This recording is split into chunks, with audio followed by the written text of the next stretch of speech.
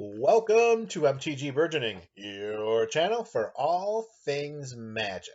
In this video, we're going to discuss a way to build the core of a commander deck around Raggadragga Goreguts Boss as its general.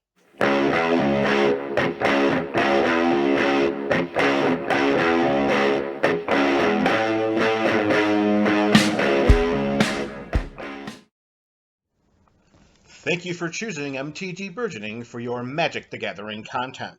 Give us a thumbs up if you enjoyed this video and consider becoming a subscriber. Doing so supports the channel and makes you eligible for our various subscriber rewards series. If you would like to support the channel further, then click the link to our Patreon page in the description below. There, you can join our ongoing Pack Wars series as a 1-month supporter or ongoing member. Or try joining Pack Wars for free by commenting on every MTG Burgeoning video in a month. We strive to offer creative rewards through our various Patreon tiers. So if Pack Wars isn't for you, then something else will be. Links to our content and various subscriber rewards series can be found in the description below. Send us an email, follow us on Twitter, follow us on Instagram. We are your channel for all things magic. Raggadragga Goreguts Boss is a 4/4 legendary human boar. It gives each creature we control with a mana ability +2/+2. Whenever a creature we control with a mana ability attacks, we untap it. Whenever we cast a spell, if at least 7 mana was spent to cast it, we untap target creature. It gets +7/+7 and gains trample until the end of turn. Let's begin building the core of this deck by compiling a list of creatures that can produce mana. Marwyn, the Nurturer, taps to add green mana equal to her power, and whenever another elf enters the battlefield under our control, we put a +1/+1 counter on her. Viridian Joiner has the same mana ability as Marwyn, but without the option of +1/+1 counters. In addition to an Anthem effect, Elvish Archdruid taps to add green mana equal to the number of elves we control. Circle of Dreams Druid adds green mana equal to the number of creatures we control, mimicking the powerful ability of Gaia's Cradle. Priest of Titania adds green mana equal to the total number of elves on the battlefield, while Wirewood Channeler adds mana of any one color equal to the total number of elves on the battlefield. It takes 1 green mana to activate, but Selvala, Heart of the Wilds, adds X mana in any combination of colors, where X is the greatest power among creatures we control. Karametra's Acolyte's mana ability is devotion dependent, but it has the potential to generate oodles of green mana. Alina, Kessig Trapper's mana ability is variable dependent. She can tap to add red mana equal to the greatest power among creatures we control that entered the battlefield this turn.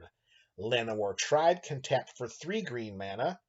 Canopy Tactician does the same, but has the added bonus of giving other elves we control +1/+1.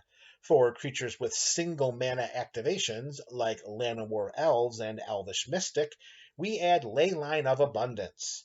Whenever we tap a creature for mana, we add an additional green mana to our mana pool.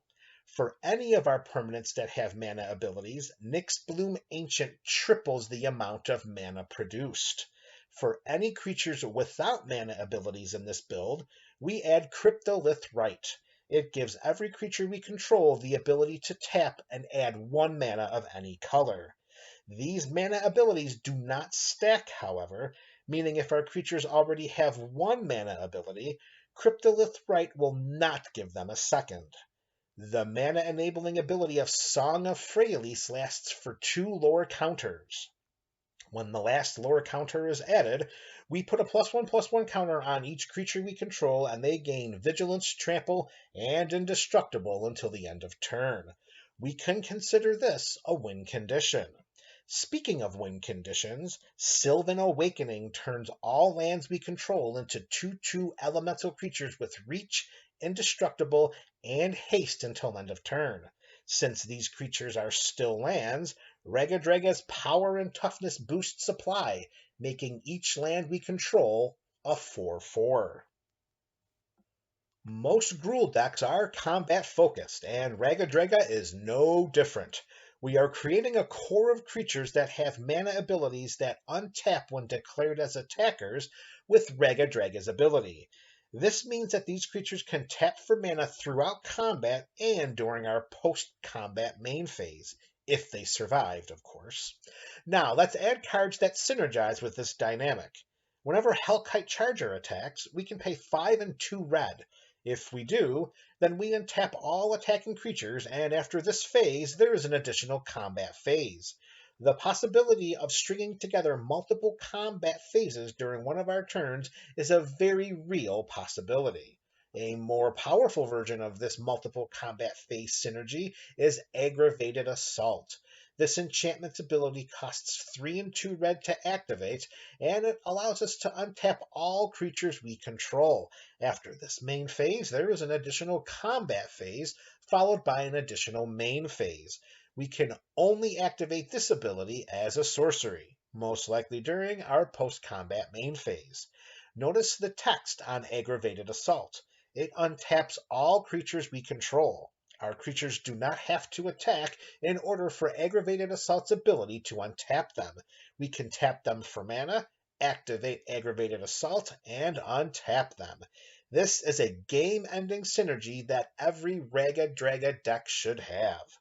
A variation to our mana-driven combat can be seen with Grand Warlord Radha.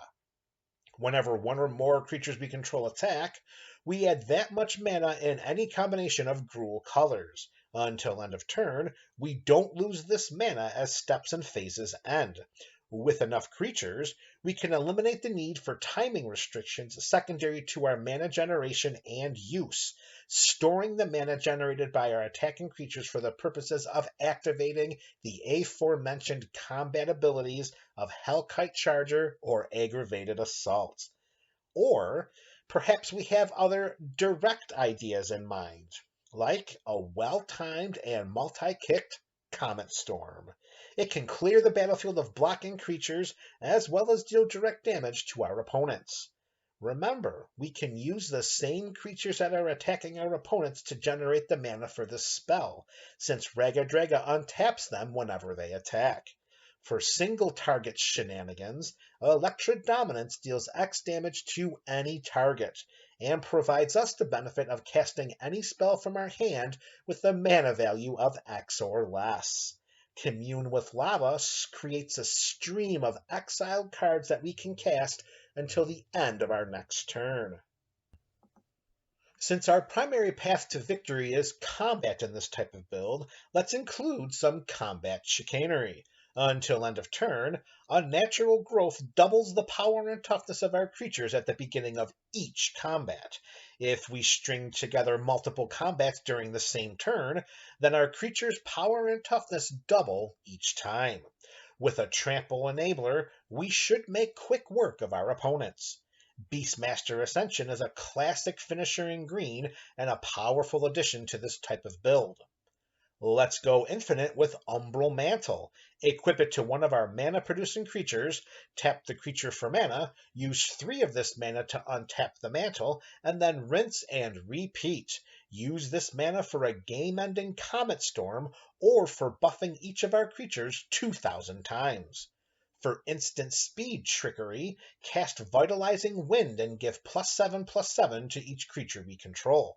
For the same mana value of 9, Decree of Savagery puts 4 +1/+1 counters on each creature we control. With a bevy of mana at our disposal, let's cast Strength of the Tajuru and spread around +1/+1 counters until the cows come home. Are we missing one of our Trample Enablers? No worries. Cast Outmaneuver and dance right past our opponent's blockers.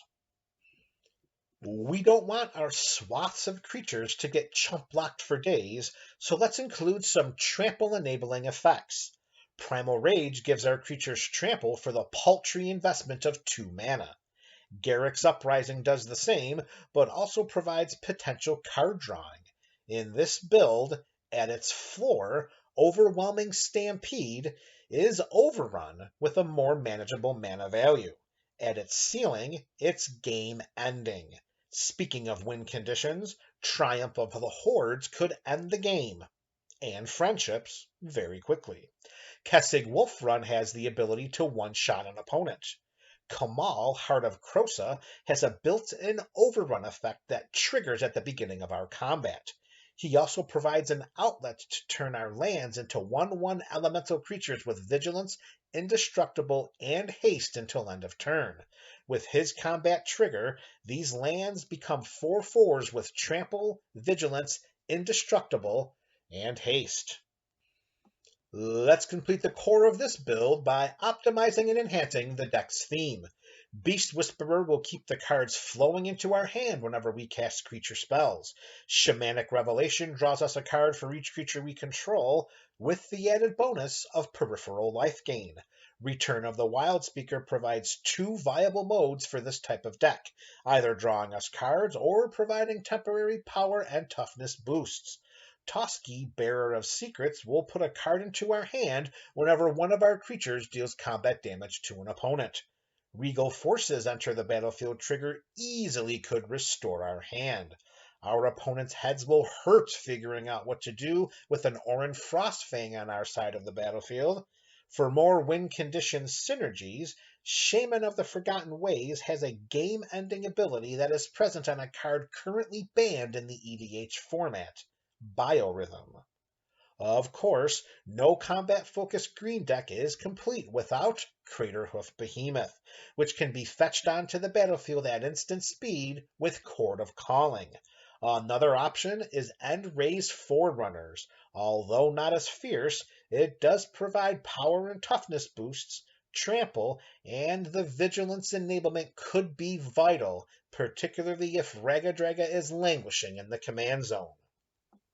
This video provided a blueprint for building the core of a commander deck around Raggadragga Goreguts Boss as its general. Removal spells ramp and the land base can vary from build to build and also are dependent on metagame preferences and availability. The cards discussed during this video are suggested options for taking advantage of Raggadragga's mana and combat abilities, in addition to providing ways to optimize these themes. Let me know your thoughts about these recommendations in the comments section below. This is MTG Burgeoning, your channel for all things magic.